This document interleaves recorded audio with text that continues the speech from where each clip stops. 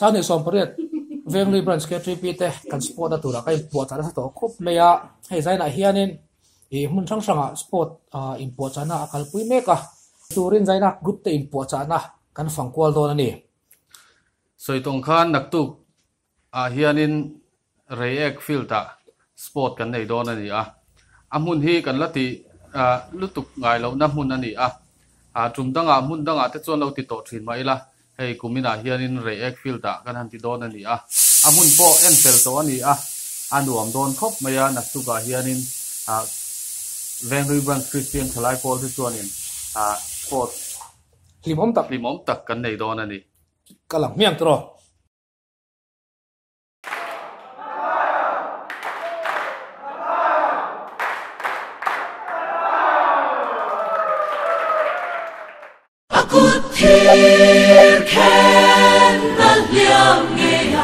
Tidam kani Krista cincia kani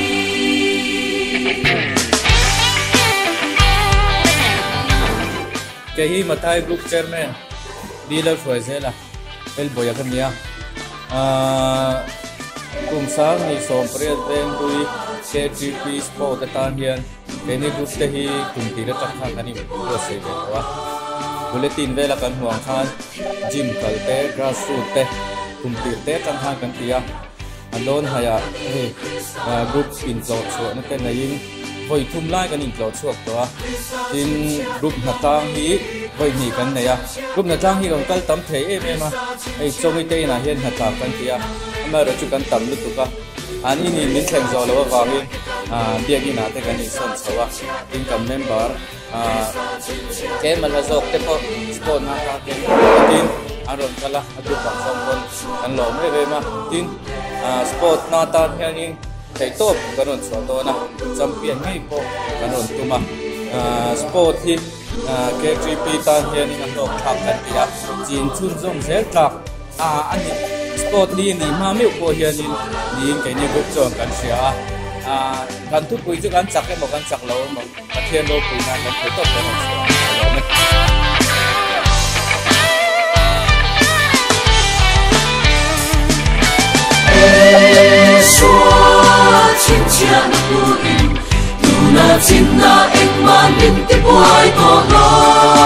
Marka group te kumsang ni sompret Venghlui Christian thalai pol sport atana anin buat sei na hi ari to maya he kan sport atana kanin buat sei hi ni zana tangkhanin adna tang pui tak ang chu kan chana dun chol ni khan group te kan tlo chuaka naktu ka tan hianin group member zong te ei turin hei tuna hen bong sa kan siam meka bong sa le ne alu kan polanga naktu ka ku karing kan keng thamaya amuna group member te na nei vek thei turin kan sem don ania tutum sport thi kan group ina kan tumbera chu kan fleka engeni kan benara kan ziang khan chak tak wai takin ti nia chak takin wai takin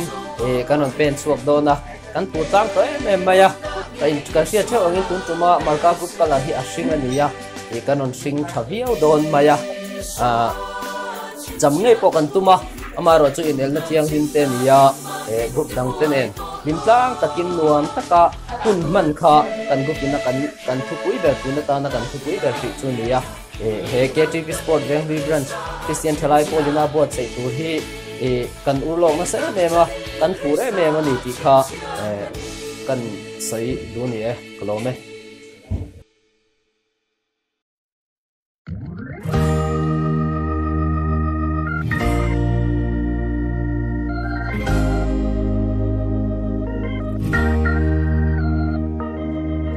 limin lang mase tun KTP Sport sang ni sompare ta tan hian keni luka group te chu Wednesday za na tangkhanin flex siam te banner tu te le khami in jaina tur che sang siam te hang kan tang to tin Thursday zan khanin member kan tlong chuka chuan zani hei naktu kan sport don awangin tum kaw kan han zo loka chuanin member te kan to pa boka kan group chu champion ngai kan tuma anin buat sai na sa to le ni zel done Loving God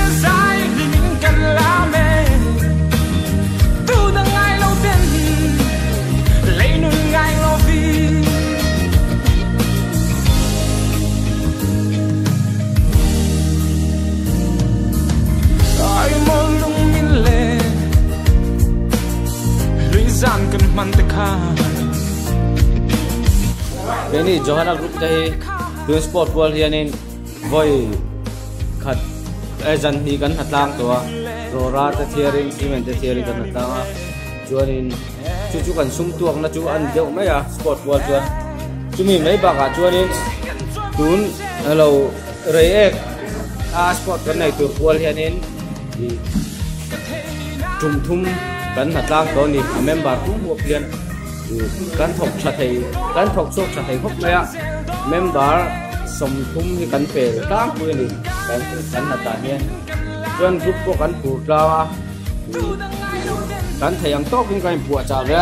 thei zani na te ko ei lein te kan siama taktu ka pa te te artu te kan chunga squash te kan siam don ni bur te kan siama nga sport nuam takin mang tur kan bo se me kan ni kan lo me siam tu ngai sa lo vi